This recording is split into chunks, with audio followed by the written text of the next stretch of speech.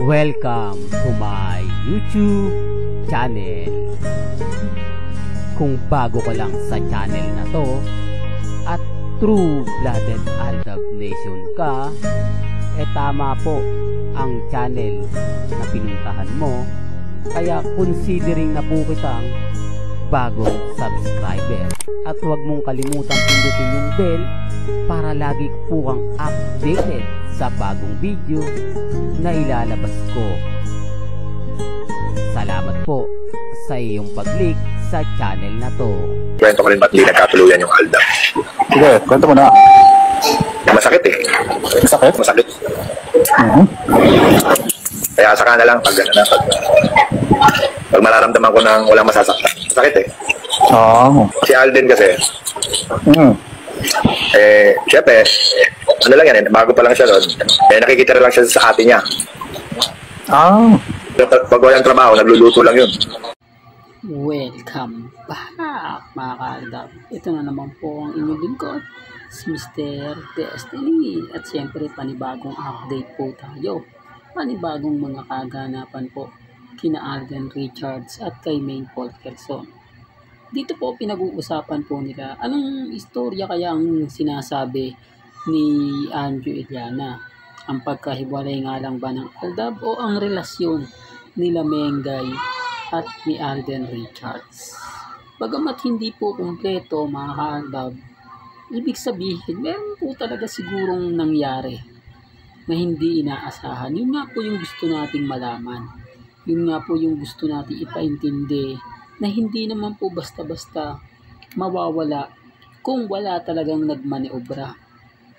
Kung wala po talagang kumbaga nagtanggal. Kasi sabi ko nga po sa inyo, sina Alden at si Mengay talagang kapag nagsama, napakaraming pansang masayang masaya. Hindi po ba? Siyempre bilang artista ka, hanggang ngayon naman po alam naman po ninyo, alam naman po ng lahat, na kapag pumupunta si Alden, gusto niya maraming tao katulad sa mga mall. Doon nga lang po sa pagbibenta ng ticket eh. Di po ba? Yung nauna nga po, 5 breakups and a romance. Tuwan si Alden doon yung haba ng pila. Tapos sa kanya po bumibili ng ticket.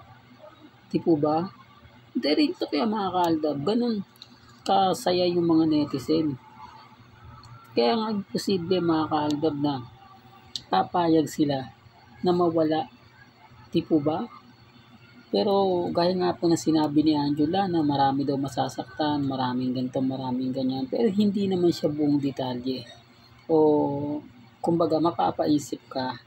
Di po ba? Sabi ko nga po sa inyo, ikukwento niyan. Ang hinihintay nga natin magkwento rito talagang yung mas nakakaalam. Di po ba? Yung mas malapit sa Aldab Nation. Kaya relax lang po kayo sa mga mamis dyan, sa mga titas dyan. Bagamat walang update ngayon si Ming, walang ganap si Alden sa social media, tahimik na naman, di po ba? Tapos medyo maganda na at sumusulong na nga po ang investigasyon. Alam niyo kung bakit gusto ko ng investigasyon, magkaroon na ng proseso. Kasi si Mengay po yung apektado. Si Maine po yung kawawa dito. Kasi kung titignan niyo po mga kaaldab, yung mga nangyayari ngayon na iniimbestigahan, pati McDonald's ni Mengay, di po ba? Tapos ganito pa yung nangyayari. Kaya nga po kapag napapanood ko yung Aldab, tapos ito yung pinag-uusapan, marami pong nanunumbalik, maraming masaya. Kumbaga sana bumalik na ang Aldab. Sana gumawa sila ng pelikula at pagsamahin muli. Ulitin ko lang po for the record lang po. Sa mga kumakalat ngayon, wag po kayong magpapa-apekto. Wag po kayong magpapadala. Wag po kayong basta-basta maniniwala. Kasi lahat po ng sasabihin po nila, base lang naman po sa mga haka-haka po nila. Wala naman pong sinabi si Alden. Wala rin naman pong sinabi si Mengay. Lahat po yun mga kaaldab, talagang galing po mismo sa mga nagre-react lang. Hindi po katulad natin na tayo tinutulungan ng mga mamis, mga titas, mga senyor sa pagbibigay po ng update. Mga taong talagang nagmamahal sa Aldab Nation. Kaya nga po kapag nagkukwentuhan po sa mga komento, talagang pumapabor at umaayon sa atin. Mabibilang nyo na lang po yung basher natin. Lahat nakapokus sila sa investigasyon. Lahat nag-aabang sila. Pero ngayon, iba na po yung sitwasyon eh. Gaya nga po ng sinabi ko, may kanya-kanya po tayong mga gustong makita, gustong malaman, gustong marinig. Pero kapag ka bumabalik yung mga ganitong alaala ng Aldab, yung pagsasama-sama ni na Alden Richards at ni Mengay, masaya na. Real talk po, masaya na. Kasi yung mansari po natin at yung weeksari, hindi po yan nawawala. Lagi pong nandyan yan. Lagi po nating naaalala. Kaya nga po pag sinasabi yan nila Henyo Master Joey De Leon, dati yung mansari, sino nga po ba yung tinatamaan dyan? Siyempre yung Aldab Nation. Di po ba? Real talk mga ka-Aldab. Kaya pasensya na po kayo kung yung mga sinasabi ko pabalik-balik lang. Kasi gusto ko pong maintindihan ng iba. Gusto ko rin pong maunawaan ng iba kung bakit po tayo masaya.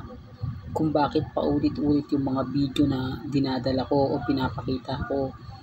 Kahit marami ng mga latest photos, video nila Mengay at nila Alden na magkakanya-kanya, dito pa rin tayo sa magkasama sila. Dito pa rin tayo sa nakikita natin yung tipong masaya talaga. Yung hindi lang tayo yung kinikilig. Yung hindi lang po tayo masayang masaya. Di po ba? Kaya nga sabi ko sa inyo mga ka-Aldab, maging relax lang po kayo. Maging kampante. Malay nyo mga ka-Aldab, bukas sa makalawa, mag-iba na yung sitwasyon. Yung tipong, kumbaga, nasa atin na yung inaasam natin. Hindi po ba? Hindi man ngayon mga ka-Aldab, hindi man bukas. Kaya relax lang po kayo sa mga nagsasabi ng ganito ganyan. Huwag po kayong maniniwala. Antayin nyo po mga ka-Aldab, antayin nyo yung mga nangyayari at nagaganap. Hanggang dito na lang po ang ating latest updates. Kaya kung gusto nyo pa po ng pinaka-latest at sariwang update, abay tumutok lang po kayo dito po sa channel ni Mr. Destiny para updated po kayo sa mga bago at sa mga latest na i-upload po natin maya-maya lang. Kaya kung bago ka lang sa channel na to at isa kang true-blooded Aldab Nation na nagmamahal kina Mengay Tisoy, tama po ang channel na pinuntahan mo. Kaya consider na po kita bagong subscriber. At huwag mong kalimutang i-share ang mga video po natin sa mga mami, sa mga titas, at sa mga senior. Hanggang sa muli, salamat po sa panonood at pakikinig.